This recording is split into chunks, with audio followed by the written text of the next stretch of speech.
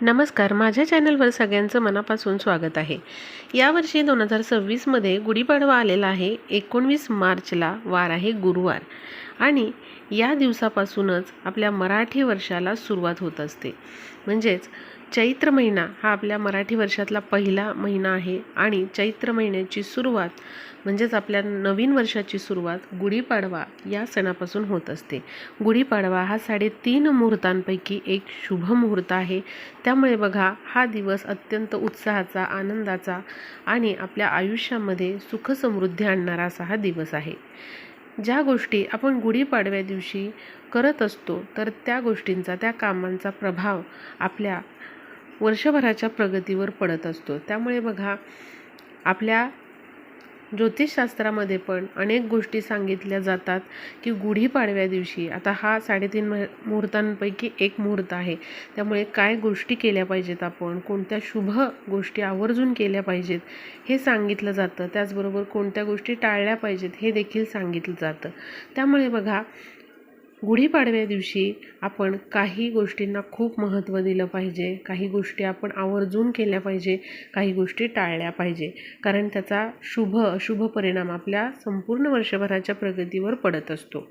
जर तुम्ही काही शुभ गोष्टी गुढीपाडव्या दिवशी आवर्जून केल्या तर येणाऱ्या वर्षामध्ये आपली चांगली आर्थिक प्रगती किंवा मग आपल्या नोकरी व्यवसायामध्ये, अभ्यासामध्ये आपली प्रगती होते, आपल्या कुटुंबाची, मुलांची, पतीची चांगली प्रगती होते। त्यामुळे बघा, महिलांनी विशेष करून या गोष्टींकडे लक्ष द्यायचं आहे। आता शुभ दिवस म्हटला की शुभ रंग कोणता परिधान करायचा हा प्रश्न सर्वांना पडतो। त्याचप्रमाणे बघा, आता यावर्षी 2026मध्ये गुढीपाडव्याला कोणता रंग परिधान करायचा हा प्रश्न अनेक महिलांना पडत असतो। त्याचबरोबर गुढीला कोणत्या रंगाची साडी नेसवली पाहिजे हा देखील प्रश्न आपल्याला पडतो। त्यामुळे मी असे 2 शुभ रंग सांगणार आहे की ते तुम्ही यावर्षी 2026मध्ये नक्कीच गुढीला त्या रंगाची साडी नेसवा आणि स्वतः देखील तो रंग परिधान करण्याचा प्रयत्न करायचा आहे। तर आता बघा, हे मी रंग सांगणारच आहे, त्याआधी मी काही गोष्टी विशेष करून महिलांना सांगणार आहे। तर या दिवशी बघा, किती जरी तुम्हाला उशिरा उठण्याची सवय असेल तरी देखील आपल्याला यावर्षी लवकर उठायचं आहे। महिलांनी या दिवशी लवकर उठायचं आहे। त्याचबरोबर घरातील इतर सदस्यांनी देखील लवकर उठण्याचा प्रयत्न करायचा आहे। लवकर उठून आधी बघा, सगळ्यात महत्त्वाचं म्हणजे स्नान करायचे आहे। बऱ्याच महिलांना ही सवय नसते, बिन अंघोळ करताच त्या सगळं काही करत असतात। पण बघा, निदान वर्षाच्या पहिल्या दिवशी आणि विशेष म्हणजे बघा, हा शुभ दिवस आहे, 3.5 मुहूर्तांपैकी एक शुभ दिवस आहे। त्यामुळे चुकूनही महिलांनी अंघोळ न करता स्वयंपाक करायचा नाही, ही खूप महत्त्वाची गोष्ट आहे। कारण बघा, स्वयंपाकघरामध्ये अन्नपूर्णा देवीचं पूजन केलं जातं। आपल्या घरावर अन्नपूर्णा देवीची जर कृपादृष्टी असेल तर घरामध्ये भरभराट राहते, अन्नधान्याची वाढ होत जाते आणि येणारं वर्ष आपल्याला धनधान्य संपन्न जावं, आपल्यावर अन्नपूर्णा देवीचा सदैव कृपा आशीर्वाद राहावा, यासाठी बघा महिलांनी या गोष्टीकडे कटाक्षाने लक्ष द्यायचं आहे। वर्षाचा पहिला दिवस आहे, अत्यंत शुभ मुहूर्त आहे, 3.5 मुहूर्तांपैकी शुभ मुहूर्त असा गुढीपाडवा आहे। त्या दिवशी ही चूक महिलांनी अजिबात करायची नाही। उठल्यावर आधी तुम्ही आंघोळ करायची आहे आणि नंतर तुम्ही स्वयंपाकघरामध्ये प्रवेश करायचा आहे। बघा, वर्षाची जर सुरुवात तुम्ही अशा प्रकारे चांगल्या कामांनी केली तर येणारं वर्ष आपल्याला सुखकर जातं आणि ही सवय तुम्ही स्वतःला लावून घ्यायची आहे की स्नान न करता आपल्याला कामं करायची नाहीत, आधी स्नान उरकून घ्यायचं आहे। सगळी कामं झाल्यानंतर तुम्ही वाटलं तर पुन्हा फ्रेश होऊ शकता, पुन्हा एकदा आंघोळही करू शकता। पण बघा, ही सवय जी आहे की आंघोळ न करता सगळं करायचं, ही चुकीचं आहे। आणि विशेष म्हणजे वर्षाचा पहिला शुभ दिवस आहे, त्या दिवशी महिलांनी ही चूक टाळायची आहे। त्याचबरोबर बऱ्याच महिलांना अशी सवय असते की कोणी शेजारणीने दही, दूध, ताक मागितलं की लगेचच द्यायचं, कारण ती आपली मैत्रीण असते। बघा, भले तुमची कितीही जवळची मैत्रीण असू द्या, पण गुढीपाडव्या दिवशी आपल्या घरातलं दूध, दही, ताक असे दुग्धजन्य पदार्थ जे आहेत ना, तर ते देऊ नका, कारण या पदार्थांमध्ये साक्षात लक्ष्मीचा वास असतो। म्हणून हे आपल्या घराच्या बाहेर कोणाला या दिवशी तरी देऊ नका. सुट्टे पैसे मागत असेल कोणी तर देऊ नका. स्वतःचे सौभाग्य अलंकार दुसऱ्यांना वापरण्यासाठी देऊ नका. स्वतःची साडी असेल कोणी मागत असेल तर या दिवशी ते देणं तुम्ही टाळायचं आहे. महिलांनी अशा प्रकारे या गोष्टींचं पालन करायचं आहे.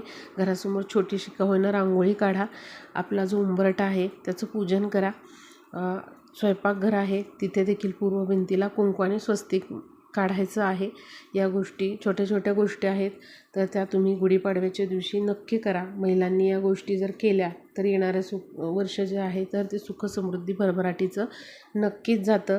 कारण गृहलक्ष्मीने लक्ष्मीच्या प्राप्तीसाठी केलेले उपाय जे आहेत तर ते शीघ्र फलदायी ठरतात. म्हणून बघा, घरातल्या ज्या महिला आहेत त्यांनी या गोष्टी नक्की करायच्या आहेत. आता बघूया की यावर्षी 2026मध्ये गुढीला नक्की कोणत्या रंगाची साडी नेसवावी हे मी तुम्हाला सांगणार आहे. महिलांनी कोणत्या रंगाची साडी परिधान करावी किंवा ड्रेस छानसा असेल तर तो परिधान करायचा आहे हे पण मी सांगणार आहे. लक्षात घ्या, यावर्षी 2026मध्ये गुढीपाडवा आलेला आहे. 19 मार्चला वार आहे गुरुवार. गुरुवार म्हणजे बृहस्पतिवार असतो. बृहस्पतिवार हा विष्णूंना समर्पित आहे. आणि लक्षात घ्या, गुढीपाडवा हा सण प्रभू श्रीरामांना समर्पित असतो. असं म्हटलं जातं की याच दिवशी रामांनी रावणाचा वध केला आणि ते अयोध्येला विजयी होऊन परतले. म्हणूनच लोकांनी हा विजय साजरा करण्यासाठी गुढ्या उभारल्या. त्यामुळे श्रीरामांना हा दिवस समर्पित आहे आणि प्रभू श्रीरामचंद्र म्हणजेच विष्णूंचाच अवतार आहे. श्रीराम म्हणजे साक्षात विष्णू आहेत हे लक्षात घ्या. आणि गुरुवार हा बृहस्पतिवार आहे. गुढीपाडवा यंदा गुरुवारी आलेला आहे. अत्यंत शुभ दिवस आहे. आणि या दिवशी तुम्ही पिवळ्या रंगाचं वस्त्र किंवा पिवळ्या रंगाची साडी जी आहे तर ती गुढीला नेसवण्याचा प्रयत्न करा. पिवळा रंग हा गुरुग्रहाचं प्रतिनिधित्व करत असतो. जर आपण अशा प्रकारे गुरुवारी पिवळ्या रंगाचे वस्त्र परिधान केले तर आपला गुरुग्रह अत्यंत मजबूत होतो. आपली आर्थिक परिस्थिती सुधारते. पिवळा रंग हा सुबत्ता, संपत्ती, त्याचबरोबर गुरुग्रहाचं प्रतिनिधित्व करत असतो. आणि पिवळ्या रंगामध्ये एक प्रकारची सकारात्मक ऊर्जा खेचून घेण्याची ताकद असते. त्यामुळे बघा, गुढीपाडव्या दिवशी गुढीला तुम्हाला जर नेसवता आली गुढीला तर पिवळ्या रंगाची साडी तुम्ही नेसवायची आहे. जर घेणं शक्य असेल तुम्हाला नवीन साडी तर तुम्ही नवीन पिवळ्या रंगाची जरीची काठपदराची साडी आणून गुढीला पिवळ्या रंगाची साडी यावर्षी नेसवण्याचा प्रयत्न करा. किंवा तुम्ही सोनेरी छटा असलेली देखील साडी गुढीला नेसवू शकता. सोनेरी रंग आणि पिवळा रंग, तुम्ही यापैकी कोणताही रंग या दिवशी गुढीला त्या रंगाची साडी नेसवू शकता.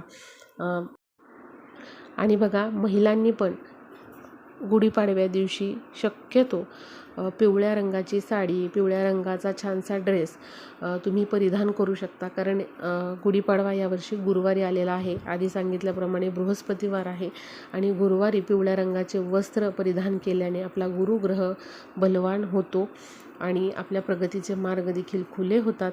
त्यामुळे महिलांनी या दिवशी पिवळी साडी, पिवळा ड्रेस परिधान करू शकता. किंवा घरातील इतर सदस्यांना पण तुम्ही पिवळे रंग किंवा पिवळ्या रंगाचे वस्त्र परिधान करायला सांगू शकता. किंवा सोनेरी रंगाची साडी, ड्रेस असेल तरीही चालेल. आता बघा, याशिवाय जर तुमच्याकडे नाहीच आहे पिवळ्या रंगाची साडी किंवा घेणं शक्य नाही आहे तर तुम्ही जो केशरी रंग आहे, गुलाबी रंग आहे, मोरपंखी रंग आहे, हिरवा रंग आहे, लाल रंग आहे, यापैकी देखील रंग जो आहे तर तो गुढीला नेसवू शकता.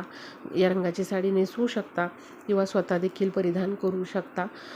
तर बघा, नक्कीच तुम्ही मी सांगितल्याप्रमाणे शक्य झालं तर पिवळ्या रंगाची साडी गुढीला नेसवा. स्वतः देखील तुम्ही यावर्षी पिवळ्या रंगाचे वस्त्र, साडी किंवा छानसा ड्रेस परिधान करू शकता.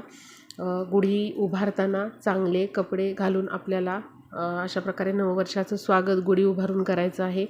चुकूनही आपल्याला फाटके, खराब झालेले किंवा बरेच जण असं करतात, घरातला जो म्हणजे जे कपडे असतात, नाईट ड्रेस आहेत किंवा गाऊन आहेत त्यावरच गुढी तुम्ही उभारत असाल तर हे अत्यंत चुकीचं आहे.